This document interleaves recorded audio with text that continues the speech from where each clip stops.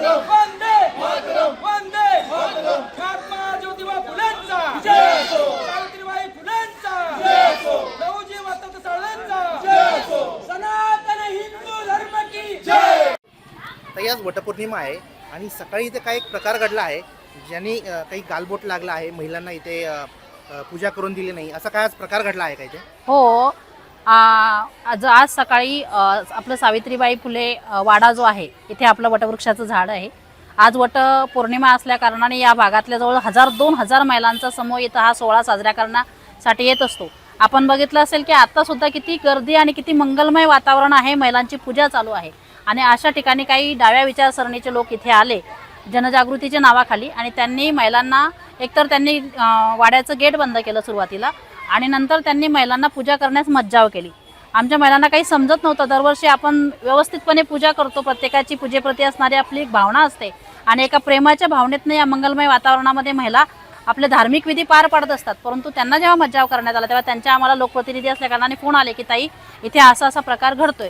माझे काही संघटनेचे कार्यकर्ते होते ते पण इथं आले आणि इथे येऊन बघितलं तर त्यांनी आपल्या वाड्याच्या पायऱ्यावर बसून त्यांचं निदर्शनासारखं त्यांची जनजागृती चालली होती।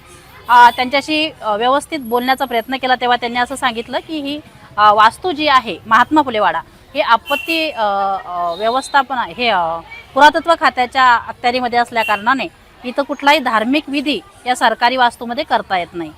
त्यांचा हा पहिला मुद्दा समजून घेतला, म्हटलं ठीक आहे। आणि दुसरं असं होतं की ज्या सावित्रीबाई फुलेंनी लेकींना शिक्षणाचा धडा दिला आपल्या आणि त्यांचे जे काही प्रगल्भ विचार असतील ते धडाडीने त्यांनी मांडले आणि विज्ञानात त्यांनी या मुलींना आणलं आणि ह्या विज्ञानाच्या त्यांच्या विचाराला कुठेतरी तडा जातोय आणि तो सावित्रीबाईंचा अपमान आहे, त्यामुळे आम्ही या वास्तूमध्ये ही वटपौर्णिमा साजरी करू देणार नाही, अशा प्रकारचा त्यांचा विषय होता।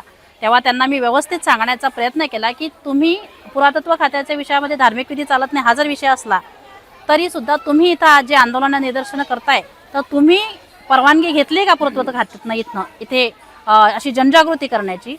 तर त्यांच्याकडे कसल्याही प्रकारची परवानगी नव्हती आणि असली कुठली ती जनजागृती होती मोठ्या मोठ्याने गाणं म्हणणं, अन्य लोकांना पत्रकं वाटणं आणि ही जनजागृती करण्याचा विषय त्यांना आजच्याच दिवशी सुचला का? त्यांना जर करायचं होतं, आपण बघतो की कुठल्याही विषयाची जनजागृती करायची असेल तर आपल्या समाजामध्ये जाऊन घरोघरी जाऊन आपण पत्रकं वाटतो, चौकाचौकामध्ये आपण तसं पथनाट्य करतो, परंतु याच दिवशी इथं येऊन पूजा रोखण्यामध्ये ह्यांची कुठली जनजागृती होती याच्यावर आमची शंका आहे। आणि संविधान हा शब्द वापरून संविधानाच्या अटीनुसार तुम्ही इथे हे करू शकत नाही, ह्या इथे धार्मिक विधी करू शकत नाही असा जो दुसरा त्यांनी विरोध केला, तर संविधानाचा आड धार्मिक विधीमध्ये कुठेतरी सामाजिक तेढ निर्माण करण्याचा प्रयत्न या डाव्यावाल्यांचा होता असं आम्हाला वाटलं। आम्ही सांगितलं परंतु त्यांनी आक्रमक पद्धतीने आम्हाला उत्तर द्यायला सुरुवात केली आणि त्यानंतर मग आमचेही कार्यकर्ते आक्रमक झाले। आम्ही पोलिसांना इन्फॉर्म केल्यानंतर पोलिसांची तात्काळ आम्हाला मदत मिळाली। इथे येऊन त्यांनी वातावरण सावरसावर केलं आणि आम्ही जेव्हा त्यांना सांगितलं की यांच्याकडे परमिशन असेल तर यांना थांबण्याचा अधिकार आहे, अन्यथा नाही, तेव्हा त्यांना इथनं ते निघून गेले। परंतु आजच्या या सोहळ्याच्या दिवशी या सगळ्या कार्यक्रमाला असं गालबोट लावण्याचा प्रयत्न आणि एक धार्मिक कार्यक्रमाला समाजामध्ये तेढ निर्माण करण्याचा प्रयत्न केला। मला या गोष्टीचा प्रश्न पडतो की आपल्याच सणांच्या वेळेस हे असं वारंवार का घडतं?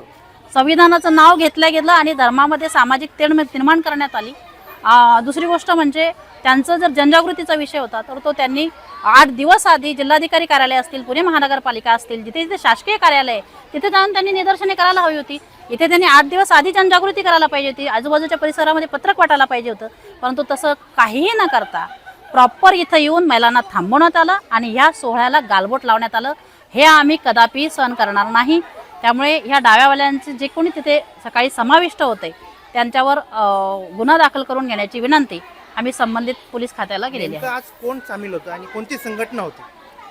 एक सावित्रीच्या लेकी बहुतेक अशा नावाची एक संघटना होती, एक 35-40 जण होते आणि बाबा गडाबरोबर त्यांच्या या संघटनेचा सकाळी कार्यक्रम घेण्यात आला होता।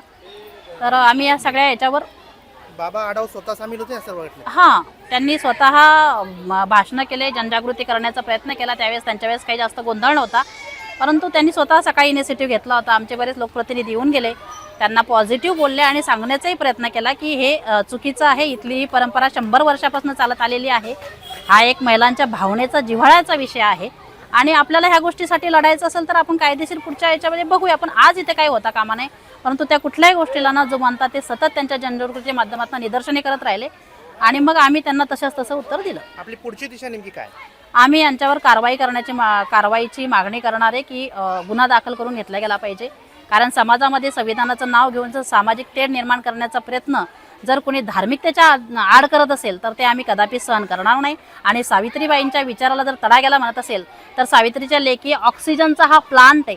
भारताची इतकी वैभवशाली सुसंस्कृत परंपरा आहे, ती संस्कृती की ती संस्कृती धर्माच्या माध्यमातून समाज मनावर रुजवल्या गेलेली आहे.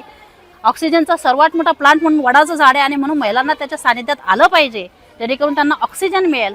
आणि त्यांच्या ऑक्सिजनपासून जर त्यांच्या लेकींना कोणी वंचित करत असेल तर मला वाटतं निश्चितच सावित्रीबाईंना हे पटणार नाही. त्यामुळे त्यांच्या कुठल्याही विचाराला तडा जाईल असा कुठलाही प्रकार इथे घडत नाही. असा कसलाही वेगळा प्रकार इथे डाव्या विचारांनी करू नये आणि कुणाच्या तरी आड करू नये आणि सामाजिक आणि धार्मिक वातावरण खराब करण्याचा, द्वेष पसरवण्याचा कुठलाही प्रयत्न करू नये अशी आमची मागणी आहे.